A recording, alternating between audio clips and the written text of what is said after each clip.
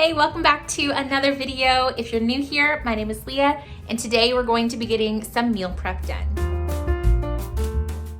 You probably know by now that I am all about spending less and creating more, which oftentimes does start in the grocery store. You buy things on clearance or on sale, frugal options, and then you take those things home and cook them. But if you are in the rut of picking up items from your freezer section, you may be surprised to know that you can create most of those items in your kitchen, and they don't have to be very hard. So if you want to be able to see some of the examples that I wanted to create today, make sure you stay tuned. I'm going to be making 4 different items today that I think you are really going to enjoy, and they're not that difficult. The first thing that I want to share with you is something that I love to actually pick up at Starbucks if I'm out and about. They have these really awesome egg white bites with pepper, and I'm pretty sure they put cheese in there because they're super creamy and have a really nice flavor. So I'm going to make that today by starting with 7 egg whites. I'm also going to put in 1 whole egg as well, just to give it some extra flavor. But the egg whites is going to allow it to have some protein without all of the extra fat. So just go ahead and whip that all together really nice until it's fluffy and well incorporated.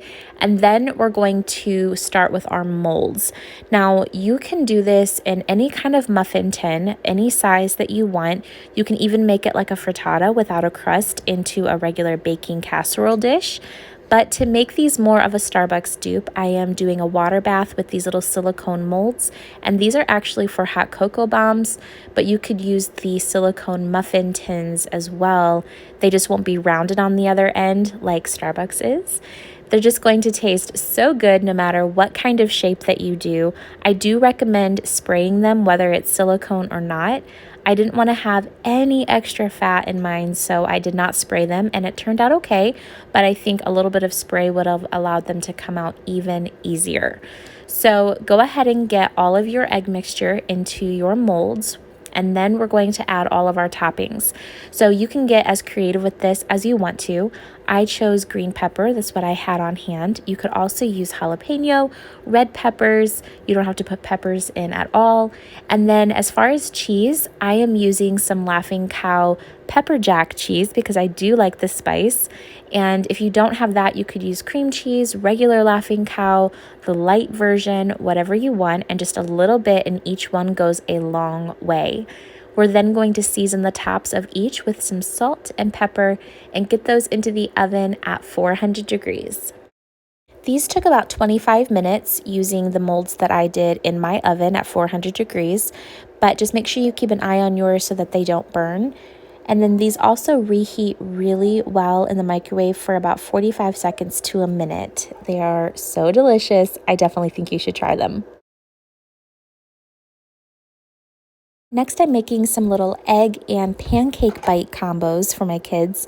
I didn't see any in my store today that had both, but in the past I have seen some from Jimmy Dean's that either have pancakes and sausage or eggs and sausage, what have you. And they're so much fun for the kids just to pull out. So I'm starting with some really well buttered mini muffin tin. And I am pouring in that mixture from the egg yolks that I had earlier, along with a couple more whole eggs whipped in there. I'm using half of the muffin tin for those, and then I'm putting together some pancake mix and putting that onto the other half of all of those little mini muffins. Now these are going to puff up quite a bit in my opinion, and if you don't want to do it in a muffin tin, you could also make several little miniature pancakes. I just don't have a griddle, and it's just a lot of work to make that many pancakes with one skillet. I left the eggs plain this time, but you could also get creative and add other toppings to these as well. Now, my favorite way of having eggs reheated in the microwave is if they are egg whites. I think they turn out better than whole eggs, but my kids love these, and you can get creative in how you package them as well, either family style or into their own individual packages like the store. Moving on to an easy lunch idea, I am making some baked mac and cheese cups. Now I think this is perfect for using some of the bacon ends and pieces that I got from a clearance discount grocery store. And then I'm also going to be adding on some breadcrumbs on top, You can add some shredded cheese if you want to, but I think the magic comes in with the seasoning and the butter on those breadcrumb crackers that I have here. I just crushed up some Ritz. I'm adding my butter and seasoning, microwaving that for 30 seconds, giving that a nice stir, and that is going to be a really easy topping. I'm also adding in some sour cream or plain Greek yogurt in my house to the mac and cheese, and this is just a box of Annie's, and you can have it as fancy as you want, making it from scratch, or just use some store brand macaroni. I'm adding in a little bit extra milk than what it calls for because I want this to be able to soak up all of that flavor and liquid in the oven and not get too dried out. I'm also adding in the bacon that I have. Now you can get creative and use any kind of meat that you happen to have on hand. This would be good with barbecue pulled pork or hot dogs, little smokies. You could even use chopped up ham, deli meat, or if you happen to have some hamburger meat, make this like a cheeseburger pasta. So now we're going to put them into some lined muffin tins. I'm using about 1/4 cup in each muffin. This is just a standard muffin tin. You could alternatively spray them really well instead of using a cupcake liner. I haven't tried that before, but I think it would come out just fine. And then I'm going to top each one with the breadcrumb mixture. You could also put cheese on before the breadcrumbs, but I think that this is plenty of flavor and my kids are really going to enjoy this. Once I have this baked at 400 degrees for about 15 to 20 minutes, I'm gonna let them cool, and then we're going to stick them into a freezer bag for easy lunches later. Also making one of my son's all-time favorites, Hot Pockets. And I will leave a video down below for you where I have made them in a budget video, so make sure you check that out as well. I go into more detail about how to make the dough, but I will have the recipe linked down in the description box as well.